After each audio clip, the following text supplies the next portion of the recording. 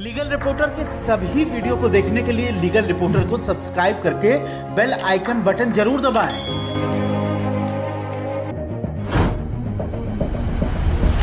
भारत जैसे देश में राजनीति के आपराधिकरण को लेकर, यानी कि राजनेताओं के दागी होने को लेकर तमाम बहसें होती रही है, तमाम हजारों तरह के आर्टिकल लिखे गए। सुप्रीम कोर्ट तक में तमाम जजमेंट्स ने सुप्रीम कोर्ट ने कहा कि इन दागी टेंटेड नेताओं के विषय में बड़े फैसले लेने जाने की जरूरत है। और तमाम राजनीतिक दलों के नेताओं ने, बड़े शीर्षस्थ नेताओं ने कहा भी कि इस राजनीति में दागी नेताओं की सफाई, आपराधिक नेताओं की सफाई होनी चाहिए। अब इस पूरे मुद्दे पर प्रधानमंत्री नरेंद्र मोदी ने भी कहा था और इस मसले को लेकर एक सुप्रीम कोर्ट में जनहित याचिका दाखिल की गई, जिसमें कहा गया कि दागी जो नेता हैं, जनप्रतिनिधि हैं, उनको आजीवन जो चुनाव लड़ने पर प्रतिबंध होना चाहिए। अभी फिलहाल जो नियम है उसमें यह है कि अगर 2 या 2 से अधिक साल की सजा हो जाती है तो आप 6 साल के लिए फिर चुनाव नहीं लड़ सकते हैं। इस पूरे मसले को लेकर अश्विनी उपाध्याय जो एडवोकेट हैं सुप्रीम कोर्ट के, उन्होंने पीआईएल दाखिल की थी। आज वो हमारे साथ बातचीत करने के लिए। नमस्कार, मैं हूं विप्लव अवस्थी, आप देख रहे हैं लीगल रिपोर्टर और आज हम चर्चा करने जा रहे हैं दागी नेताओं को लेकर, उनके आजीवन चुनाव पर प्रतिबंध को लेकर जो केंद्र सरकार का हलफनामा आया उस पर अश्विनी उपाध्याय क्या कहते हैं। अश्विनी जी, आपका स्वागत है। सबसे पहले तो बताइए, केंद्र सरकार की मंशा इस हलफनामे के जवाब में जो आई है, वो कह रहे हैं ब्यूरोक्रेसी और जनप्रतिनिधि को आपस में मिलाया नहीं जा सकता।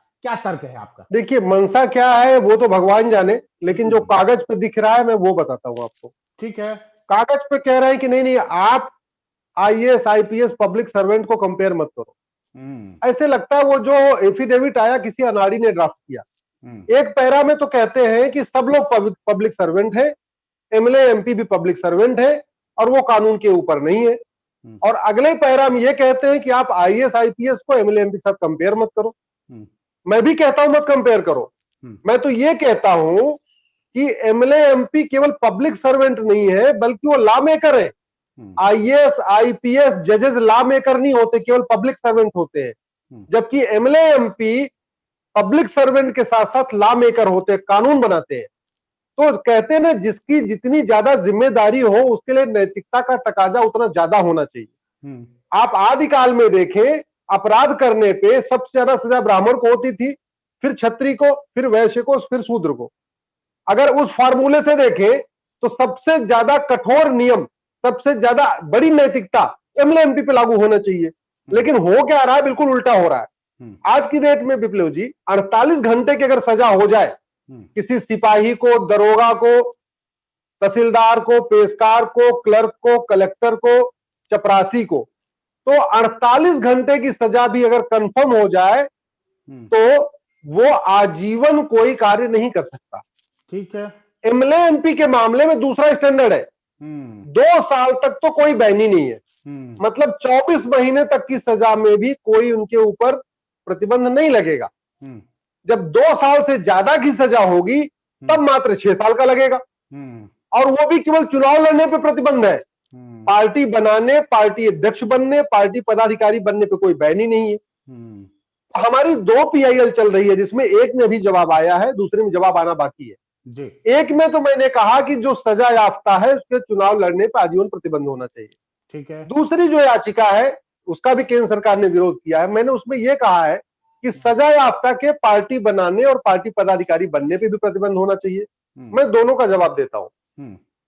इंडियन पिनल कोड के आईपीसी के सेक्शन 21 में पब्लिक सर्वेंट डिफाइन किया हुआ है, उसमें एमएलए एमपी भी आते हैं।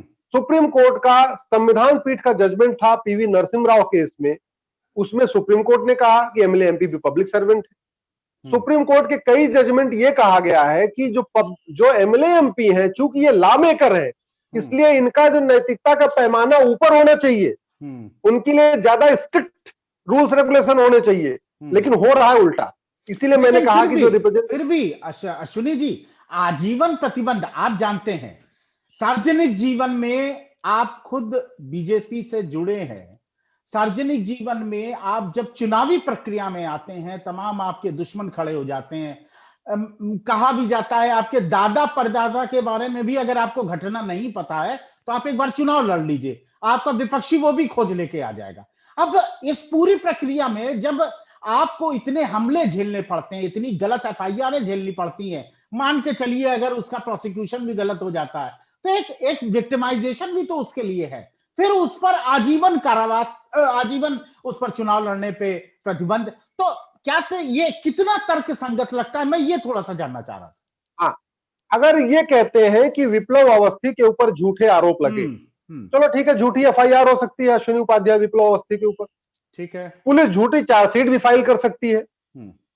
चलो ये मान लिया कि ट्रायल कोर्ट में जज भी निष्पक्ष नहीं था, उसने सजा भी सुना दिया, तो क्या हाई कोर्ट भी उस सजा को कायम रखेगा, सुप्रीम कोर्ट भी उस सजा को कायम रखेगा?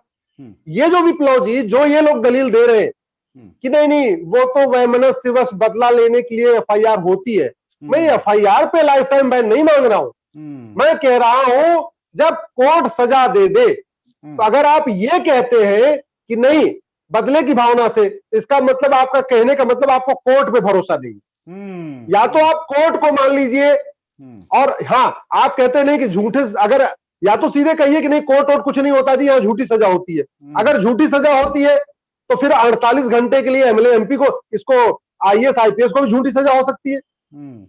तो ये आप दोहरा मापदंड नहीं चलेगा। अगर आपको लगता है कि नहीं इस भारत में अदालतें सब झूठी सजा देती हैं, डिस्ट्रिक्ट कोर्ट भी झूठी सजा देगी, हाई कोर्ट भी झूठी सजा देगी, सुप्रीम कोर्ट भी झूठी सजा देगी, तो फिर ये फार्मूला आप एमएलए जो पब्लिक सर्वेंट उनके ऊपर से हटाइए। ऐसा थोड़ी होगा कि एमएलए एमपी को झूठी सजा होगी और आईएएस आईपीएस जज कलेक्टर को झूठी सजा नहीं होगी। नैतिकता का पैमाना एक होता है, किसी बात को आप अपने हिसाब से उसको अगर आप उसको ट्रांसलेट करेंगे वो ठीक नहीं है।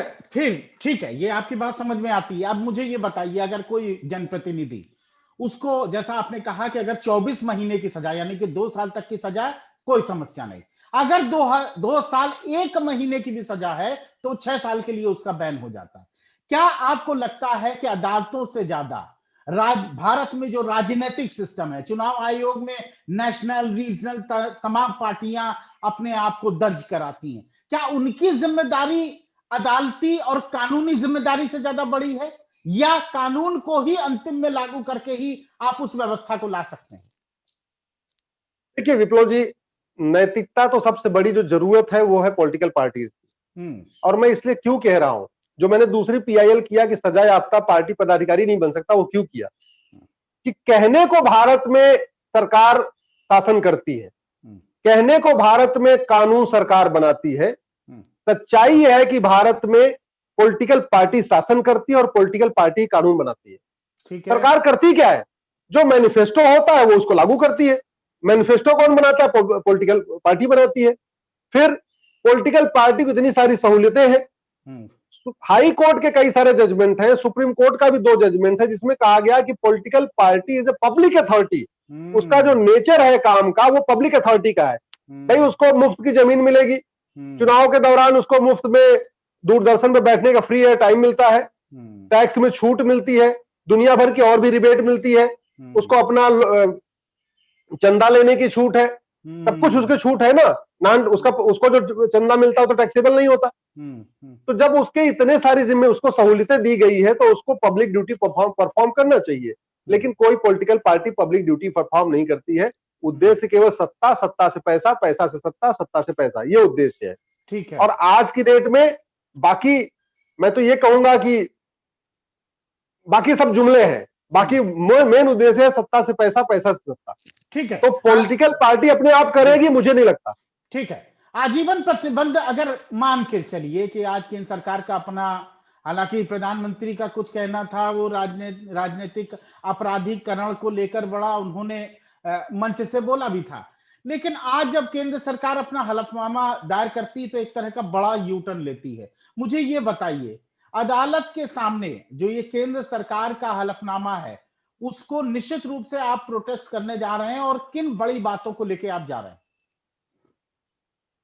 देखिए, सबसे पहला भारत में आर्टिकल 14 है। हमारा पहला ग्राउंड यह है कि इंडियन पिनल कोड के सेक्शन 21 में पब्लिक सर्वेंट डिफाइन किया गया है, उस पब्लिक सर्वेंट के दायरे में एमएलए एमपी आते हैं। सुप्रीम कोर्ट के 5 से 6 जजमेंट हैं जहां बार बार सुप्रीम कोर्ट ने कहा है एमएलए एमपी पब्लिक सर्वेंट है। सुप्रीम कोर्ट के कुछ ऐसे भी जजमेंट है जिसमें यह भी कहा गया कि MLA MP should have higher ethics and morality, not the lower. और वैसे भी आप जरा ये सोचो, जो जिले की मीटिंग होती है उसमें क्या होता है? जिले की मीटिंग में जो मेन चेयर होती है उस पर सांसद बैठता है, कलेक्टर उसके बगल में बैठता है, एक आईएएस बैठा रहेगा, उसके बगल में एक सजा याफ्ता बैठा रहेगा, वो क्या इज्जत करेगा बताओ? बिल्कुल, क्या इज्जत करेगा उस आईएएस की? जो सांसद की क्या इज्जत करेगा? तो हमारे आर्टिकल 14 कहता है सब लोग बराबर है, equality before law, equal protection of law. हम कह रहे हैं जब दोनों पब्लिक सर्वेंट है तो एक को आप 48 घंटे में लाइफ टाइम बैन कर देते हो पब्लिक सर्वेंट को, दूसरे को 2 साल में भी लाइफ टाइम बैन नहीं कर रहे, पैमाना कहां का चलेगा भाई? ये पैमाना गलत है। आप या तो उनको भी, पब्लिक सर्वेंट जो आईएएस आईपीएस पीसीएस है, उनको भी, थानेदार को भी कह दो भाई तुम्हें सजा मिलेगी तो 6 साल का बैन रहेगा, उसके बाद तुम दोबारा नौकरी करो, या तो आप ये शुरू करो।